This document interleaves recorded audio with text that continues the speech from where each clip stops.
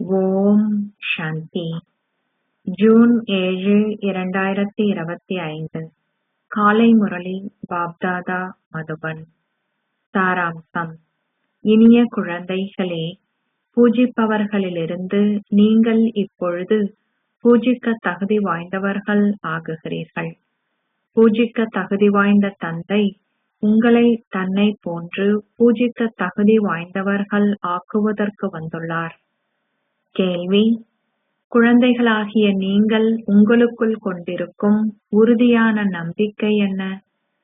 பதில்: நீங்கள் உயிருடன் இருக்கும் பொழுது தந்தையிடமிருந்து முழு ஆஸ்தியையும் பெறும் வரை அவரை விட்டு செல்ல மாட்டீர்கள் என்றும், நீங்கள் பாபாவின் நினைவிலேயே உங்கள் பழைய சரீரங்களை நீக்கி அவருடன் வீடு திரும்புவீர்கள் என்றும் உறுதியான நம்பிக்கையை கொண்டிருக்கிறீர்கள். வீடு செல்வதற்கு இலகுவான வழியை பாபா எங்களுக்கு காட்டுகின்றார். பாடல்: ஓம் நமச்சிவாய. ஓம் சாந்தி.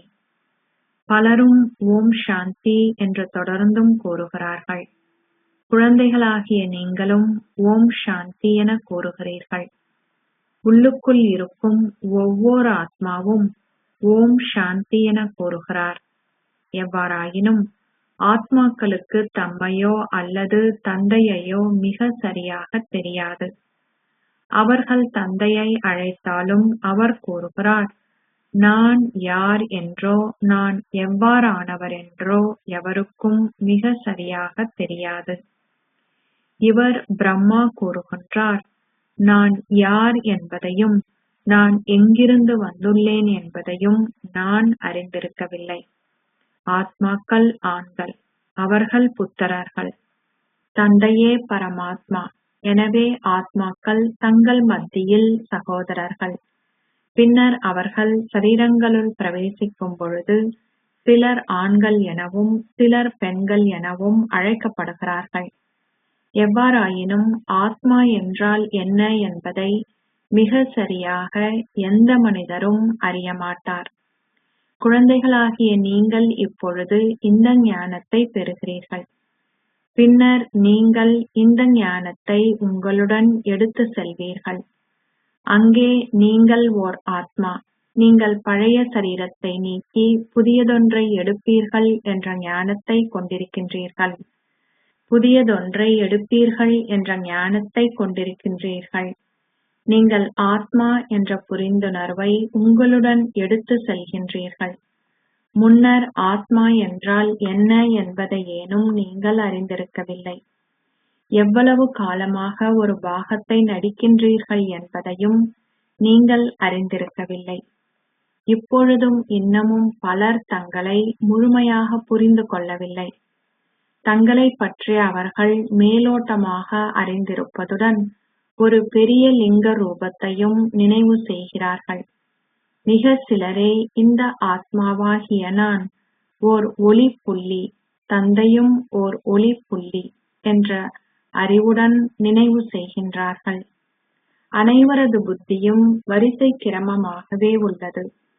சிலர் மிக நன்றாக புரிந்து கொண்டு ஏனையோருக்கு விளங்கப்படுத்த ஆரம்பிக்கிறார்கள்.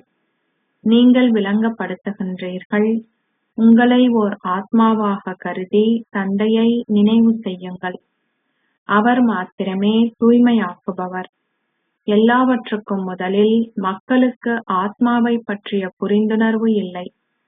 ஆகவே அது விளங்கப்படுத்தப்பட வேண்டும்.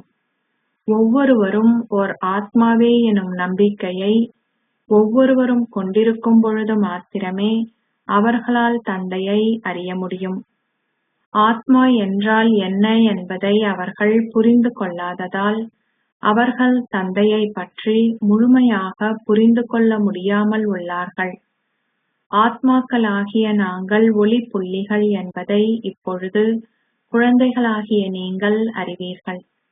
ஒவ்வொரு சின்னஞ்சிறிய ஆத்மாவிலும் அவரவரின் 84 பிறவிகளின் பாகம் பதிவு செய்யப்பட்டுள்ளது. நீங்கள் அதையும் நன்றாக விளங்கப்படுத்த வேண்டும். இல்லாவிட்டால் இந்த ஞானம் மிகவும் சிறந்தது என்றும் நீங்கள் கடவுளை காண்பதற்கு மிகச்சிறந்த பாதையை காட்டுகின்றீர்கள் என்றும் அவர்கள் வெறுமனே கூறுவார்கள். எவ்வாறாயினும் அவர்கள் நான் யார் என்பதையோ அல்லது கடவுள் யார் என்பதையோ அறிந்து கொள்ள மாட்டார்கள். இது மிகவும் சிறந்தது, இது மிகவும் சிறந்தது என அவர்கள் கூறுவார்கள். நீங்கள் அவர்களை நாஸ்திகர்களாக மாற்றுகிறீர்கள் என்றும் சிலர் கூறுகிறார்கள். இந்த ஞானத்தை பற்றிய புரிந்துணர்வை வேறு எவரும் கொண்டிருப்பதில்லை என்பதை நீங்கள் அறிவீர்கள். நீங்கள் விளங்கப்படுத்துகிறீர்கள். இப்பொழுது நாங்கள் பூஜிக்க தகுதி வாய்ந்தவர்கள் ஆகுகின்றோம். நாங்கள் இப்பொழுது எவரையும் பூஜிப்பதில்லை, ஏனெனில் நாங்கள் அதிமேலான கடவுளான அனைவரையும் விட அதிகளவு பூஜிக்க தகுதி வாய்ந்தவரின் குழந்தைகள். அவரே அதி பூஜிக்க தகுதி வாய்ந்தவரான மேன்மையான தந்தை பிதா ஸ்ரீ ஆவார். அதி மேன்மையான தந்தை எங்களை தனக்கு உரியவராக்கி எங்களுக்கு கற்பிக்கின்றார் என்பதை குழந்தைகளாகிய நீங்கள் இப்பொழுது அறிவீர்கள். அவர் மாத்திரமே பூஜிக்க தகுதி வாய்ந்த அதி மேலானவர். அவரை தவிர வேறு எவராலும் எங்களை பூஜிக்க தகுதி வாய்ந்தவர்கள் ஆக்க முடியாது. வழிபடுபவர்கள் நிச்சயமாக ஏனையோரையும் வழிபடுபவர்களாகவே ஆக்குகிறார்கள். உலகிலுள்ள ஏனைய அனைவரும் வழிபடுபவர்கள். நாங்கள் இப்பொழுது எங்களை தனக்கு சமமானவர் ஆக்குகின்ற பூஜிக்க தகுதி வாய்ந்தவரை கண்டுள்ளோம். நாங்கள் வழிபாடு செய்வதை அவர் நிறுத்தியுள்ளார். அவர் எங்களை திரும்பவும் தன்னுடன் அழைத்து செல்கிறார். இது ஓர் அழுக்கான உலகம். இது மரண பூமி. ராவண ராஜ்யம் ஆரம்பமாகும் பொழுது பக்தியும் ஆரம்பமாகுகிறது. நீங்கள் பூஜிக்க தகுதி வாய்ந்தவர்களிலிருந்து பூஜிப்பவர்களாக மாறுகிறீர்கள். பின்னர் உங்களை பூஜிப்பவர்களிலிருந்து பூஜிக்க தகுதி வாய்ந்தவர்கள் ஆக்குவதற்கு தந்தை வரவேண்டும். நீங்கள் இப்பொழுது பூஜிக்க தகுதி வாய்ந்த தேவர்கள் ஆகுகிறீர்கள். ஒவ்வொரு ஆத்மாவும் தனது சரீரத்தினூடாக ஒரு பாகத்தை நடிக்கிறார். ஆத்மாக்களாகிய உங்களை பூஜிக்க தகுதி வாய்ந்த தேவர்கள் ஆக்குவதற்கு தந்தை உங்களை தூய்மையாக்குகிறார். ஆகவே குழந்தைகளான உங்களுக்கு வழிமுறை கொடுக்கப்பட்டுள்ளது. தந்தையே அனைவராலும் பூஜிக்கப்படுவதால் நீங்களும் பூஜிப்பவர்களிலிருந்து பூஜிக்க தகுதி வாய்ந்தவர்களாக மாறும் வகையில் தந்தையை நினைவு செய்யுங்கள். அரை கல்பமாக பூஜிப்பவர்களாக இருந்தவர்கள் பின்னர் அரை கல்பத்துக்கு பூஜிக்க தகுதி வாய்ந்தவர்கள் ஆகுகிறார்கள். இதுவும் நாடகத்தின் பாகமாகும். நாடகத்தின் ஆரம்பம், மத்தி, இறுதியை எவரும் அறியார். இப்பொழுது குழந்தைகளாகிய நீங்கள் இதை தந்தையிடமிருந்து அறிந்து கொள்வதுடன் பின்னர் அதை ஏனையோருக்கும் விளங்கப்படுத்துகிறீர்கள். நீங்கள் விளங்கப்படுத்த வேண்டிய முதலாவது பிரதான விஷயம், உங்களை ஒரு புள்ளியான ஓர் ஆத்மா என கருதுங்கள். அசரீரியான ஒரேயொருவரே ஆத்மாக்களின் தந்தை. அவர் ஒரேயொருவரே ஞானம் நிறைந்தவர். அவர் இங்கே வந்து எங்களுக்கு கற்பிக்கின்றார். அவர் உலகின் ஆரம்பம், மத்தி, இறுதியின் ரகசியங்களை எங்களுக்கு விளங்கப்படுத்துகிறார். தந்தை ஒருமுறை மாத்திரமே வருகின்றார். நீங்கள் அவரை ஒருமுறை மாத்திரமே அறிந்து கொள்ள வேண்டும். அவர் இந்த சங்கம யுகத்தில் ஒருமுறை மாத்திரமே வருகிறார். அவர் வந்து பழைய தூய்மையற்ற உலகை தூய்மையாக்குகிறார். இப்பொழுது நாடக திட்டத்திற்கேற்ப தந்தை வந்துள்ளார். இது ஒன்றும் புதிதல்ல. கல்பம் கல்பமாக நான் இவ்வாறே வருகிறேன். இதில் ஒரு வினாடியேனும் வேறுபாடு இருக்க முடியாது. பாபா உண்மையிலேயே ஆத்மாக்களாகிய உங்களுக்கு உண்மையான ஞானத்தை கொடுக்கிறார் என்பதை குழந்தைகளாகிய நீங்கள் ஒவ்வொருவரும் உங்கள் இதயத்தில் ஏற்றுக்கொள்கிறீர்கள். பின்பு அரை கல்பத்தின் பின்னர் தந்தை மீண்டும் வர வேண்டும். நீங்கள் இப்பொழுது தந்தையிடமிருந்து அறிந்து கொள்வதை மீண்டும் அடுத்த கல்பத்திலும் அறிந்து கொள்வீர்கள். இப்பொழுது பழைய உலகம் அழிக்கப்படவுள்ளது என்பதையும், பின்னர் நீங்கள் சத்திய யுகத்திற்கு சென்று அங்கே உங்கள் பாகங்களை நடிப்பீர்கள் என்பதையும் அறிவீர்கள். நீங்கள் சத்திய யுகத்தின் ஸ்வர்க்கவாசிகள் ஆகுவீர்கள். உங்கள் புத்தி இதை நினைவு செய்கின்றது. இதை நினைவு செய்வதால் நீங்கள் சந்தோஷமாக இருக்கிறீர்கள். இது உங்கள் மாணவ வாழ்க்கை. நாங்கள் ஸ்வர்க்கவாசிகள் ஆகுவதற்கு கற்கிறோம். இந்த கல்வி முடிவுறும் வரை உங்கள் சந்தோஷம் ஸ்திரமாக இருக்க வேண்டும். விநாசத்துக்கான விஷயங்கள் அனைத்தும் தயாராகும் வரை இக்கல்வி தொடரும் என தந்தை விளங்கப்படுத்துகிறார். நிச்சயமாக தீப்பற்றி எரியும் என்பதை நீங்கள் புரிந்து கொள்கிறீர்கள். அதற்கான ஆயத்தங்கள் செய்யப்படுகின்றன. அவர்கள் ஒருவரோடு ஒருவர் மிகவும் கோபப்படுகின்றார்கள். எங்கும் பல்வேறு வகையான இராணுவத்தினர் உள்ளார்கள். அவர்கள் அனைவரும் சண்டையிட தயாராகுகின்றார்கள். யுத்தம் ஆரம்பிப்பதற்கு பல்வேறு தடைகள் உருவாக்கப்படுகின்றன. முன்னைய கல்பத்தில் இடம் பெற்றதை போன்றே விநாசம் இடம் பெற வேண்டும். குழந்தைகளாகிய நீங்கள் அதை பார்ப்பீர்கள். ஒரு தீப்பொறியிலிருந்து மிகப்பெரிய யுத்தம் இடம் பெற்றதை முன்னரும் நீங்கள் பார்த்தீர்கள். அவர்கள் அனைவரும் ஒருவருக்கொருவர் பெரிய குண்டுகளை பயன்படுத்துவோம் என்று அச்சுறுத்துகிறார்கள். அவர்களுக்கு முன்னால் மரணம் நிற்கும் பொழுது மென்மேலும் குண்டுகளை தயாரிப்பதைத் தவிர வேறு வழி இல்லை. இறுதி யுத்தத்திலும் அக்குண்டுகள் பயன்படுத்தப்பட்டன. அது நிகழ வேண்டும் என்பது நிச்சயிக்கப்பட்டுள்ளது. இப்பொழுது அத்தகைய குண்டுகள் ஆயிரக்கணக்கில் உள்ளன. அனைவரையும் திரும்பவும் வீட்டுக்கு அழைத்து செல்வதற்கு இப்பொழுது தந்தை வந்துள்ளார் என குழந்தைகளாகிய நீங்கள் நிச்சயமாக விளங்கப்படுத்த வேண்டும். அனைவரும் அழைக்கின்றார்கள், ஓ தூய்மையாக்குபவரே வாருங்கள். எங்களை இந்த அழுக்கான உலகிலிருந்து அப்பால் ஒரு தூய உலகிற்கு அழைத்து செல்லுங்கள். இரு தூய உலகங்கள் உள்ளன என்பதை குழந்தைகளாகிய நீங்கள் அறிவீர்கள். முக்தியும் ஜீவன் முக்தியும். ஒவ்வொரு ஆத்மாவும் தூய்மையாகி முக்தி தாமத்திற்கு செல்வார். மரண பூமி எனவும் அழைக்கப்படுகின்ற இத்துன்ப உலகம் அழிக்கப்படவுள்ளது. முதலில் நீங்கள் அமரத்துவ பூமியில் இருந்தீர்கள். பின்னர் சக்கரத்தை சுற்றி வரும்பொழுது மரண பூமிக்கு வந்தீர்கள். இப்பொழுது மீண்டும் ஒரு முறை அமரத்துவ பூமி ஸ்தாபிக்கப்படுகின்றது. அங்கே அக்கால மரணம் இருக்காது. இதனாலேயே அது அமரத்துவ பூமி என்று அழைக்கப்படுகிறது. சமய நூல்களில் இக்கூற்றுகள் குறிப்பிட்டிருந்தாலும் எவரும் இதன் உண்மையான அர்த்தத்தை புரிந்து கொள்வதில்லை. இப்பொழுது பாபா வந்துள்ளார் என்பதையும் மரண பூமி நிச்சயமாக அழிக்கப்பட வேண்டும் என்பதையும் நீங்கள் அறிவீர்கள். இது 100% நிச்சயமானது. தந்தை விளங்கப்படுத்துகிறார், யோக சக்தி மூலம் ஆத்மாக்களாகிய நீங்கள் தூய்மையாக வேண்டும். என்னை நினைவு செய்தால் உங்கள் பாவங்கள் அழிக்கப்படும். எவ்வாறாயினும் சில குழந்தைகளுக்கு இந்தளவையேனும் நினைவு செய்ய முடியாமல் உள்ளது. தந்தையிடமிருந்து ராஜ்யமான உங்கள் ஆஸ்தியை கோருவதற்கு சில முயற்சிகள் செய்யப்பட வேண்டும். இயன்றவரை நினைவில் நிலைத்திருங்கள்.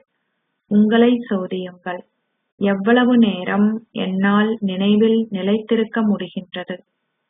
இவ்வாறு செய்வதற்கு நான் எத்தனை பேரை நினைவூட்டுகிறேன்? மன்மனா பவ் ஒரு மந்திரமல்ல, அது தந்தையின் நினைவே. சரீர உணர்வை கைவிடுங்கள். நீங்கள் ஆத்மாக்கள். அந்த சரீரங்கள் உங்கள் ரதங்கள் ஆகும். நீங்கள் அதனூடாக அதிகளவு வேலையை செய்கிறீர்கள். சத்திய யுகத்து தேவர்களாகி அங்கே ஆட்சி செய்வதை நீங்கள் மீண்டும் ஒரு முறை அனுபவம் செய்வீர்கள். அந்த நேரத்தில் நடைமுறை ரீதியாகவே நீங்கள் ஆத்ம உணர்வு உடையவர்களாக இருக்கிறீர்கள். என்னுடைய இச்சரீரம் பழையதாகிவிட்டது.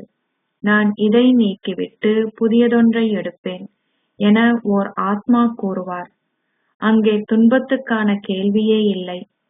இங்கே மக்கள் தாம் சரீரத்தை விட்டு நீங்காது இருப்பதற்காக வைத்தியர்கள் கொடுக்கின்ற மருந்துகளை எடுப்பதற்கு அதிகளவு முயற்சி செய்கின்றார்கள். குழந்தைகளாகிய உங்களுக்கு நோய் வந்தாலும் நீங்கள் சரீரத்தை இட்டு சலிப்படைந்துவிடக் கூடாது. உங்கள் சரீரத்தில் வாழும் பொழுது நீங்கள் தந்தையிடமிருந்து உங்கள் ஆஸ்தியை கோர வேண்டும் என்பதை புரிந்து கொள்கிறீர்கள். சிவபாபாவின் நினைவை கொண்டிருப்பதன் மூலம் நீங்கள் தூய்மையாகுகிறீர்கள். இதுவே முயற்சியாகும். எவ்வாறாயினும் ஆத்மா என்றால் என்ன என்பதை நீங்கள் முதலில் அறிந்து கொள்ள வேண்டும். நினைவு யாத்திரையே உங்களுக்கான பிரதான விஷயம். நினைவில் இருக்கும் பொழுதே நாங்கள் இங்கிருந்து நாங்கள் வசிக்க வேண்டிய ஆத்மலோகத்திற்கு திரும்பி செல்வோம். அது எங்கள் அமைதி தாமமாகும். நீங்கள் மாத்திரமே அமைதி தாமத்தையும் சந்தோஷ தாமத்தையும் அறிந்து நினைவு செய்கிறீர்கள். வேறு எவரிடமும் இந்த ஞானமில்லை. ஒரு கல்பத்தின் முன்னர் தந்தையிடமிருந்து தங்கள் ஆஸ்தியை கோரியவர்களே மீண்டும் அதை கோருவார்கள். பிரதான விஷயம் நினைவு யாத்திரையாகும். பக்தி மார்க்க யாத்திரைகள் இப்பொழுது முடிவிற்கு வருகின்றன. பக்தி மார்க்கமும் முடிவடையும். பக்தி மார்க்கம் என்றால் என்ன? இந்த ஞானம் இருக்கும் பொழுது மாத்திரமே இது புரிந்து கொள்ளப்பட முடியும். பக்தி செய்வதால் தாங்கள் கடவுளை கண்டுவிட முடியும் என அவர்கள் நினைக்கிறார்கள். அவர் எங்களுக்கு கொடுக்கின்ற பக்தியின் பலன் என்ன என்பதை அவர்கள் புரிந்து கொள்வதில்லை. ஸ்வர்க ராஜ்யமாகிய உங்கள் ஆஸ்தியை தந்தை உங்களுக்கு நிச்சயமாக கொடுக்கிறார் என்பதை இப்பொழுது குழந்தைகளாகிய நீங்கள் புரிந்து கொள்கிறீர்கள். அவர் உங்கள் அனைவருக்கும் உங்கள் ஸ்வர்க ஆஸ்தியை கொடுத்தார். அரசர், அரசி, பிரஜைகள் அனைவரும் ஸ்வர்க்கவாசிகளாக இருந்தார்கள். தந்தை கூறுகிறார், 5000 வருடங்களுக்கு முன்னர் நான் உங்களை ஸ்வர்க்கவாசிகள் ஆக்கினேன். நான் இப்பொழுது மீண்டும் உங்களை அவ்வாறானவர்கள் ஆக்குகின்றேன். பின்னர் நீங்கள் மீண்டும் இவ்வாறே உங்கள் 84 பிறவிகளை எடுப்பீர்கள். இதை உங்கள் புத்தியில் வைத்திருங்கள். இதை மறந்து விடாதீர்கள். தந்தை கொண்டிருக்கின்ற உலகின் ஆரம்பம், மத்தி, இறுதியின் ஞானம் குழந்தைகளாகிய உங்கள் புத்தியில் சிறிது சிறிதாக உட்செல்ல வேண்டும். நாங்கள் 84 பிறவிகளை எவ்வாறு எடுக்கிறோம்? இப்பொழுது நாங்கள் எங்கள் ஆஸ்தியை பாபாவிடமிருந்து கோருகின்றோம். நாங்கள் முன்னரும் பல தடவைகள் தந்தையிடமிருந்து அதை பெற்றுள்ளோம். தந்தை கூறுகிறார், நீங்கள் முன்னர் செய்தது போன்று அதை கோருங்கள். தந்தை தொடர்ந்தும் அனைவருக்கும் கற்பிக்கிறார். அவர் தொடர்ந்தும் உங்களை எச்சரித்து தெய்வீக குணங்களை கிரகிக்குமாறு கூறுகிறார். ஒரு பற்றற்ற பார்வையாளராக உங்களை சோதித்து நீங்கள் எந்தளவுக்கு முயற்சி செய்கிறீர்கள் என பாருங்கள். நீங்கள் மிகவும் நன்றாக முயற்சி செய்கிறீர்கள் என உங்களில் சிலர் நினைக்கிறீர்கள். தந்தையான கடவுள் வந்துள்ளார் என்பதை அனைவரும் அறிந்து கொள்வதற்காக நான் கண்காட்சிகளுக்கான ஆயத்தங்களை தொடர்ந்தும் செய்கிறேன் என நீங்கள் நினைக்கிறீர்கள். அப்பாவி மக்கள் ஆழ்ந்த அறியாமை உறக்கத்தில் இருக்கிறார்கள். இந்த ஞானம் பற்றிய எதனையும் அவர்கள் புரிந்து கொள்வதில்லை. எனவே அவர்கள் நிச்சயமாக பக்தியை மேலும் மேன்மையானதாக கருதுகிறார்கள். முன்னர் உங்களுக்கு இந்த ஞானம் ஏதாவது இருந்ததா? தந்தையே ஞானக் கடல் என்பதை இப்பொழுது நீங்கள் அறிந்துள்ளீர்கள். அவரே உங்கள் பக்தியின் பலனை உங்களுக்கு கொடுப்பவர். பெருமளவு பக்தி செய்துள்ளவர்களே அதிக பலனை பெறுவார்கள். அவர்களே ஒரு மேன்மையான அந்தஸ்தை கோருவதற்கு மிக நன்றாக கற்பவர்கள். இவை அத்தகைய இனிமையான விஷயங்கள். வயோதிப தாய்மார்கள் போன்றோருக்கும் அது விளங்கப்படுத்தப்படும் வகையில் அனைத்தும் இலகுவாக்கப்பட்டுள்ளன. உங்களை ஓர் ஆத்மாவாக கருதி தந்தையை நினைவு செய்யுங்கள். கடவுள் சிவனே அதிமேலானவர். கூறப்பட்டுள்ளது, பரமாத்மாவாகிய சிவனுக்கு வந்தனங்கள். அவர் கூறுகிறார், சதா என்னை மாத்திரம் நினைவு செய்யுங்கள். உங்கள் பாவங்கள் அழிக்கப்படும். அவ்வளவுதான். அவர் உங்களுக்கு வேறு எந்த சிரமத்தையும் கொடுப்பதில்லை. நீங்கள் மேலும் முன்னேறுகையில் தொடர்ந்தும் சிவபாபாவை நினைவு செய்வீர்கள். நாங்கள் எங்கள் ஆஸ்தியை கோர வேண்டும். நாங்கள் வாழும் பொழுதே தந்தையிடமிருந்து நிச்சயமாக எங்கள் ஆஸ்தியை கோருவோம். சிவபாபாவை நினைவு செய்தவாறு தங்கள் சரீரங்களை விட்டு நீங்குபவர்கள் தங்களுடன் அந்த சமஸ்காரங்களை எடுத்து செல்வார்கள். அவர்கள் நிச்சயமாக ஸ்வர்க்கத்திற்கு செல்வார்கள். அவர்களின் யோகத்திற்கேற்ப அவர்களின் பலனை பெறுவார்கள். நடந்தும் உலாவியும் திரியும் பொழுது இயன்ற அளவு நினைவில் நிலைத்திருப்பதே பிரதான விஷயம். உங்கள் தலைமீதுள்ள பாவச் சுமை அகற்றப்பட வேண்டும். இதற்கு நினைவு மாத்திரமே தேவை. தந்தை உங்களுக்கு வேறெந்த சிரமத்தையும் கொடுப்பதில்லை. அரைக்கல்பமாக குழந்தைகளாகிய நீங்கள் பல சிரமங்களுக்கு முகம் கொடுக்க வேண்டியிருந்தது என்பதை அவர் அறிவார். எனவே நீங்கள் உங்களுடைய ஆஸ்தியை கோருவதற்கான இலகுவான பாதையை காண்பிப்பதற்கு நான் இப்பொழுது வந்துள்ளேன். தந்தையை நினைவு செய்யுங்கள். நீங்கள் அவரை முன்னரும் நினைவு செய்தாலும் உங்களுக்கு இந்த ஞானம் இருக்கவில்லை. இப்பொழுது தந்தை உங்களுக்கு இந்த ஞானத்தை கொடுத்துள்ளார். இவ்வாறாக என்னை நினைவு செய்யுங்கள், உங்கள் பாவங்கள் அழிக்கப்படும். பலர் சிவனை அதிகளவு வழிபட்டு நினைவு செய்தாலும் அவரை இனங்கண்டு கொள்வதில்லை. இவ்வேளையில் தந்தையே வந்து தனது சொந்த அறிமுகத்தை கொடுத்து என்னை நினைவு செய்யுங்கள் என கூறுகிறார். நீங்கள் இப்பொழுது அவரை நன்றாக அறிவீர்கள் என்பதை புரிந்து கொள்கிறீர்கள். நீங்கள் பாப் தாதாவிடம் செல்கிறீர்கள் என கூறுகிறீர்கள். இந்த பாக்ய ரதத்தை தந்தை பெற்றுள்ளார். பாக்ய ரதம் மிகவும் பிரபல்யமானது. தந்தை இந்த ரதத்தினூடாக உங்களுடன் இந்த ஞானத்தை பேசுகிறார். இதுவும் நாடகத்தில் நடிக்கப்பட்ட ஒரு பாகமே. கல்பம் கல்பமாக அவர் இந்த பாக்ய ரதத்தில் பிரவேசிக்கிறார். இவரே அவலட்சணமானவரும் அழகானவரும் என அழைக்கப்பட்டவர் என்பதை நீங்கள் அறிவீர்கள். நீங்கள் மாத்திரமே இதை புரிந்து கொள்கிறீர்கள். ஆனால் மக்கள் அவருக்கு அர்ஜுனன் என்னும் பெயரை கொடுத்தார்கள். எவ்வாறு பிரம்மா விஷ்ணு ஆகுகிறார் எனவும் விஷ்ணு பிரம்மா ஆகுகிறார் எனவும் தந்தை மிக சரியாக விளங்கப்படுத்துகிறார். நீங்கள் இப்பொழுது பிரம்மாவின் உலகிற்கு உரியவர்கள் எனவும் விஷ்ணுவின் உலகிற்கு உரியவர்கள் ஆகுவீர்கள் எனவும் இப்பொழுது குழந்தைகளாகிய நீங்கள் புரிந்து கொள்கிறீர்கள். விஷ்ணுவின் உலகில் இருந்து பிரம்மாவின் உலகிற்கு செல்வதற்கு 84 பிறவிகள் எடுக்கின்றன. நீங்கள் இப்பொழுது செவிமடுத்துக் கொண்டிருக்கின்ற அனைத்தும் உங்களுக்கு பல தடவைகள் விளங்கப்படுத்தப்பட்டுள்ளன. தந்தை இப்பொழுது ஆத்மாக்களுக்கு கூறுகிறார், சதா என்னை மாத்திரமே நினைவு செய்யுங்கள், உங்கள் பாவங்கள் அழிக்கப்படும். இதனாலேயே நீங்கள் சந்தோஷத்தையும் அனுபவம் செய்ய வேண்டும். இந்த இறுதி பிறவியில் தூய்மை ஆகுவதால் நீங்கள் தூய உலகின் அதிபதிகள் ஆகுவீர்கள். ஆகவே நீங்கள் ஏன் தூய்மையாக கூடாது? நீங்கள் ஒரேயொரு தந்தையின் குழந்தைகளாகிய பிரம்மா குமார்களும் குமாரிகளும் ஆவீர்கள். இருப்பினும் பௌதீகத்திலிருந்து உங்கள் மனோபாவத்தை மாற்றுவதற்கு உங்களுக்கு காலம் எடுக்கின்றது. படிப்படியாக இறுதியில் நீங்கள் உங்கள் கர்மாத்தீத்த நிலையை அடைவீர்கள். இப்பொழுது கர்மாத்தீத்த ஸ்திதியை அடைவது எவருக்கும் சாத்தியமில்லை. நீங்கள் உங்கள் கர்மாத்தீத்த ஸ்திதியை அடையும் பொழுது உங்கள் சரீரங்களில் இருக்க மாட்டீர்கள். நீங்கள் அனைவரும் அவற்றை விட்டு நீங்க வேண்டும். யுத்தம் ஆரம்பிக்கும். ஒரேயொரு தந்தையின் நினைவு மாத்திரமே இருக்க வேண்டும். இதற்கு முயற்சி தேவையாகும்.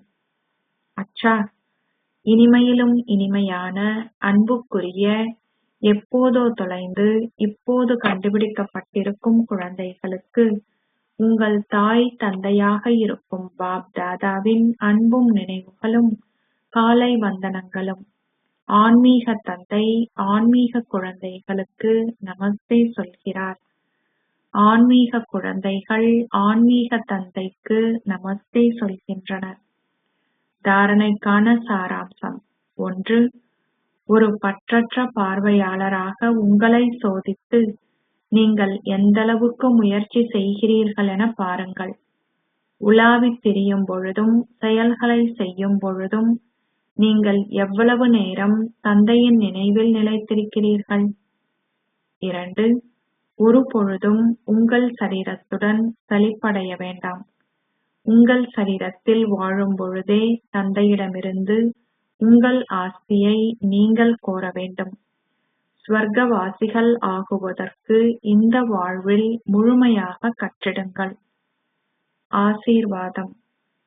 நீங்கள் ஒவ்வொரு செயலையும் திரிகாலதரிசியாகவும் ஒரு பற்றற்ற பார்வையாளராகவும் இருந்து செய்வதன் மூலம் பந்தனத்திலிருந்து விடுபட்ட ஸ்திதியை அனுபவம் செய்வதன் மூலம் ஓர் உதாரணம் ஆகுவீர்களாக.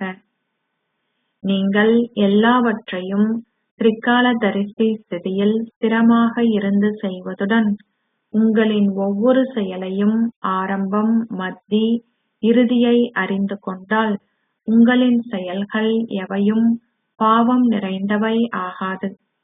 அவை எப்போதும் தூய செயல்கள் ஆகிவிடும்.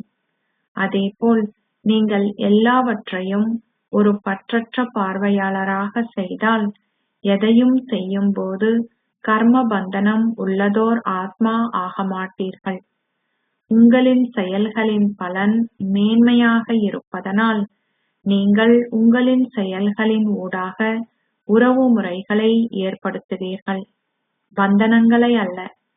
எல்லாவற்றையும் செய்யும் போது பற்றற்றவராகவும் அன்பாகவும் இருங்கள். நீங்கள் பல ஆத்மாக்களின் முன்னால் ஓர் உதாரணம் ஆகுவீர்கள். ஸ்லோகம்.